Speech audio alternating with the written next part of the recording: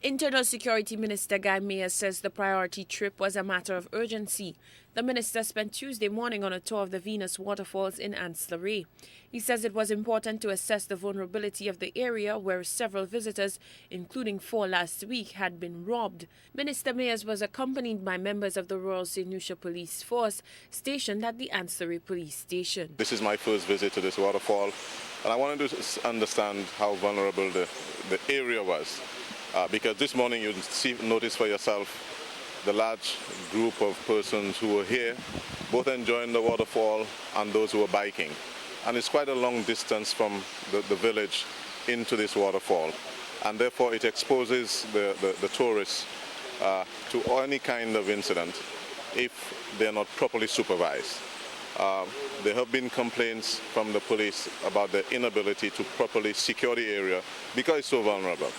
And so I decided to come down with them this morning, especially that we have such a large group here, to see for ourselves how vulnerable the place is and what is required to ensure the safety of our guests. Mayer says an effective police force equipped with the resources it needs is the key to safeguarding the vital tourism industry.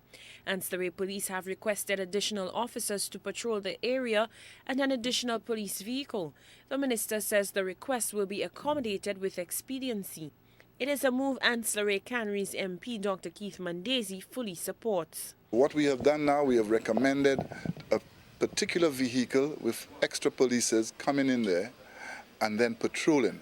And we recommend that the tour guides or the tour operators will give us calls frequently as to when they have these tours coming. So the frequency at which these tours come is the frequency at which we will patrol this. And I think that the tour operators now, from the road to the water, they have to provide their form of security to take them down. The Internal Security Minister warns tourist sites will come under greater scrutiny. His ministry will also provide assessment and upgrading assistance. However, he warns those who do not follow through with the provision of adequate security will suffer consequences. You have to go through a process. First, we have to go through the vetting process. We have to do the necessary audits, and you work with them, give them time to bring it up to speed. And if they cannot bring it up to speed, then obviously they're going to be putting the lives of their clients at risk. And we'll have to take a decision whether to blacklist them or recommend their closure. But it is a process you have to go through before you reach that stage. So not just getting up to there and saying, you're not up to speed, close you down. We have to work with them to bring them up to speed. Mandesi says the community of Anse is quickly becoming a leading tourist attraction and must therefore put measures in place so every community member can enjoy the fruits of the tourism sector. He says efforts are already underway to establish a community watch group.